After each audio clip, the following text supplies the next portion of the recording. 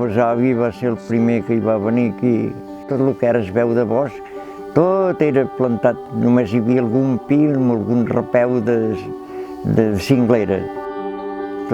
Tot li ve de la terra.